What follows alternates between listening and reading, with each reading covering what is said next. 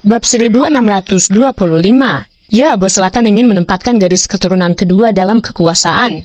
Charlie menjelaskan situasinya. Apa? Rick, Igun, dan Nigel semuanya tercengang. Tuan Basuki, apakah Anda serius? Bos Selatan benar-benar akan memberi kita tanggung jawab atas keluarga Salim? Ketiganya sadar dan masih berjuang untuk mempercayai apa yang baru saja mereka dengar.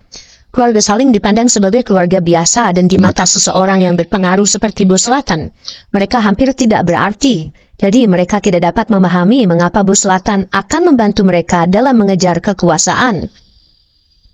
Ya, itu benar sekali, Charlie pun mengangguk. Tapi kenapa mereka pun tersentak? Itu mudah, Bos Selatan mengincar Guru Bio Farma. Ikrarkan kesetiaanmu kepadanya dan serahkan perusahaan kepadanya setelah kamu mengambil alih keluarga, kata Charlie. Oh, jadi begitu, ketiganya pun menyadari. Guru Bio Farma telah memperoleh kesuksesan luar biasa pada upaya penjualan sebelumnya, dan namanya telah dikenal oleh semua keluarga penting di wilayah selatan. Mereka semua tahu bahwa Guru Bio Farma memiliki potensi dan nilai pasar yang besar, jadi wajar jika Bos Selatan mengincar perusahaan tersebut. Tuan Salim, pertimbangkanlah persembahan ini. Saya membutuhkan jawaban secepatnya, apakah itu iya atau tidak, kata Charlie. Tentu saja kami akan menerimanya, Igun pun berseru. Tuan Salim, bagaimana denganmu? Charlie berbalik untuk menatap Rick dengan seksama. Ya, garis keturunan kedua keluarga Salim akan menjanjikan kesetiaan kepada Bos Selatan, Rick berkata tanpa ragu-ragu. Sejak Rick dan Igun gagal mengambil kendali keluarga, kerenggangan telah berkembang antara garis keturunan pertama dan kedua dari keluarga Salim. Setelah itu Iwan mematahkan kaki Nigel dan Panungun dan Daiman bersikeras melindungi Iwan yang hanya memperdalam kebencian Rick terhadap mereka. Namun karena Panungun adalah kepala keluarga, Rick hanya bisa menelan harga dirinya. Yang mengejutkannya adalah Bos Selatan bersedia menempatkan garis keturunan kedua dalam posisi berkuasa, dan Rick tidak akan membiarkan perubahan seperti itu. Bagus, Anda oportunis, saya tidak kecewa. Charlie tertawa terbahak-bahak. Charlie mengira akan memakan waktu lama untuk mengubah garis keturunan kedua menjadi garis keturunan pertama keluarga Salim, dan tidak menyangka Rick dan Daiman akan langsung setuju. Dan Charlie tidak menyangka bahwa Rick dan Igun akan langsung setuju. Jadi, Charlie merasa sangat gembira. Bab 1626. Tuan Salim, bersiaplah dalam beberapa hari ke depan. Kita akan melaksanakan rencana itu dalam waktu 3 hari. Selain itu, garis keturunan pertama keluarga Salim tampaknya telah menjalin hubungan dengan keluarga Gumelar. Untuk menghindari peringatan keluarga Gumelar, saya hanya dapat menugaskan 2 praktisi bela diri yang kuat dari keluarga Basuki untuk membantumu. Sisanya terserah kalian. Charlie pun mengingatkan, setelah berdirinya grup Bio Farma, sebagian besar keluarga berpengaruh di wilayah selatan menyadari bahwa keluarga Salim telah menjalin hubungan dengan keluarga Gumelar. Namun pihak luar tidak mempunyai hak untuk ikut campur dalam konflik internal antara garis keturunan pertama dan garis keturunan kedua dari keluarga Salim, sehingga keluarga Gumelar tidak mempunyai alasan untuk terlibat selama keluarga Basuki berhati-hati dalam mendukung garis keturunan kedua. Ini juga alasan mengapa Bos Selatan tidak memilih untuk mengambil kendali atas grup Bio Farma dan keluarga Salim dengan paksa. Aku tahu 2 praktisi bela diri yang cakap dari keluarga Basuki seharusnya lebih dari cukup. Rick pun mengangguk. Aku juga menyukai Tari. Begitu kamu naik ke kekuasaan, kamu bisa melakukan apapun yang kamu mau dengan anggota garis keturunan pertama. Tetapi Tari adalah milikku. Charlie menyipitkan matanya dengan dingin.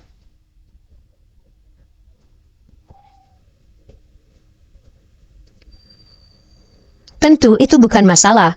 Saat itu, Nigel menyerah Rick dan berkata, Tuan Basuki, mudah saja jika kamu menginginkan Tari. Pada hari kita mendeklarasikan perang melawan garis keturunan pertama, saya akan menipu Tari untuk datang dan menangkapnya. Sebelum dia dikirimkan kepada Anda, Nigel mencibir dengan kejam. Bagus, itu ide yang bagus, ayo lakukan yang kamu katakan.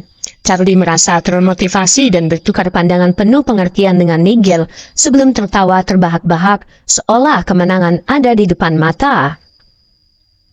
Pada hari-hari berikutnya, garis keturunan kedua keluarga Salim mulai bersiap untuk menggulingkan garis keturunan pertama dengan bantuan Charlie.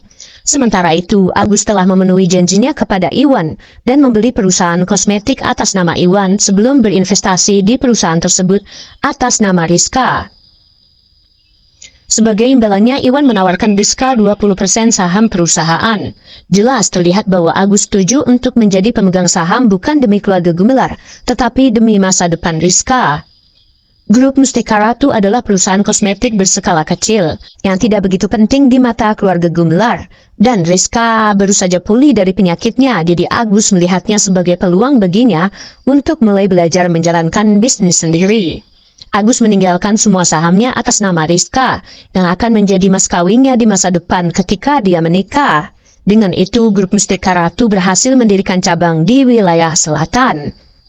Suatu pagi di kantor Grup Mustika Ratu, itu adalah hari pertama sejak Iwan mengambil alih kendali. Jadi, Iwan tiba pagi-pagi sekali bersama Tari dan Ratna. Tak lama kemudian, Rizka juga tiba bersama seorang lelaki tua. Orang tua itu adalah seorang praktisi bela diri yang cakap di generasi tua dan datang sebagai pengawal Rizka. Karena itu adalah pertama kalinya Rizka keluar rumah sendirian dan baru-baru ini ditangkap oleh Asmodeus. Agus mengatur agar seorang ahli bela diri tetap berada di sisinya kalau-kalau ada orang lain yang mengincar Rizka. Di kantor ketua, Rizka bergegas menuju Iwan dengan riang. "Aku sangat senang bertemu denganmu lagi, Iwan." Rizka pun berseri-seri. Rizka semakin bergantung kepada Iwan sejak Iwan mempertaruhkan nyawanya untuk menyelamatkannya dari Asmodeus. Jadi, Rizka sangat senang bahwa dia bisa bekerja bersama Iwan di masa depan. Bab 1627. "Riri, kamu datang di waktu yang tepat. Izinkan saya untuk memperkenalkan Ratna. Kalian pernah bertemu satu sama lain di kediaman keluarga Gumelar sebelumnya. Ini Tari, pacarku. Tari ini adalah putri tertua keluarga Gumelar, namanya Rizka Gumelar." Iwan memperkenalkan mereka sambil tersenyum. "Pacarmu?" Rizka pun terdiam. Setelah menghabiskan waktu bersama Iwan, Rizka mulai mengembangkan perasaan terhadap Iwan dan terkejut saat mengetahui bahwa Tari adalah pacar Iwan. Seketika, Rizka mendapati dirinya tercengang. "Halo Nona Gumelar, senang bertemu denganmu." Tari menyapanya dengan anggun sambil tersenyum. "Oh, halo Tari, karena kamu adalah pacar Iwan, kamu bisa memanggilku Riri seperti dia." Rizka sadar dan memaksakan tersenyum. Meskipun Rizka menyukai Iwan, itu adalah kombinasi emosi yang rumit yang terdiri dari rasa syukur dan ketergantungan. Rizka polos dengan sedikit atau tanpa pengalaman dalam hubungan romantis, jadi Rizka hanya melihat Iwan sebagai saudara yang dapat diandalkan seperti Yuda. Selain merasa sedikit kecewa, Rizka tidak merasa terlalu kesal dengan kenyataan bahwa Iwan telah punya pacar. "Ya, Ratna berkata bahwa kamu memiliki kecantikan yang tak tertandingi. Saya kira dia tidak melebih-lebihkan," kata Tari. "Kamu terlalu baik, Tari. Aku tidak bisa menandingi kecantikanmu. Kamu terlihat seperti seorang dewi." Rizka senang dengan pujiannya dan memiliki kesan yang luar biasa terhadap Tari. "Baiklah, saya akan membuat beberapa pengaturan untuk tugas semua orang. Saya akan menjadi ketua, Tari akan menjadi presiden, dan Ratna akan menjadi wakil presiden. Riri, kamu akan menjadi asisten presiden untuk saat ini. Cobalah belajar dari Tari sebaik mungkin," kata Iwan. Saat itu, Ratna memotongnya dan berkata, "Tunggu, saya bukan karyawan Grup Mustika Ratu, jadi saya tidak ingin menjadi wakil presiden." Ratna memutar matanya ke arah Iwan. Ratna datang ke wilayah selatan terutama untuk perubahan pemandangan. Iwan sibuk memproduksi pil alkimia, dan Ratna dengan senang hati membantu tugas-tugas tertentu, tetapi Ratna tidak berniat bekerja untuknya. "Kalau begitu, apa yang kamu inginkan?" Iwan pun bertanya. "Kalau begitu, jadikan aku asisten ketua. Karena kamu adalah saudara laki-lakiku, aku bisa membantu sesekali. Tapi jangan coba-coba menjadikanku karyawanmu," kata Ratna. Ratna tahu bahwa Iwan cenderung menyerahkan urusannya ke tangan orang lain dan berpikir bahwa menjadi asistennya akan memberinya lebih banyak kebebasan. Baiklah kalau begitu." Iwan pun mengangguk. Iwan adalah orang yang sibuk dan tidak bisa meluangkan banyak waktu untuk mengelola bisnisnya. Jadi memiliki asisten akan membantu karena dia bisa menyerahkan urusan penting ke tangan Ratna bila diperlukan. Kering, saat itu telepon Tari mulai berdering, jadi dia mengeluarkannya untuk menjawab panggilan tersebut. Setelah panggilan tersebut, Iwan bertanya dengan rasa ingin tahu, "Tari, siapa itu? Apa yang telah terjadi?" "Ini dari keluarga Salim.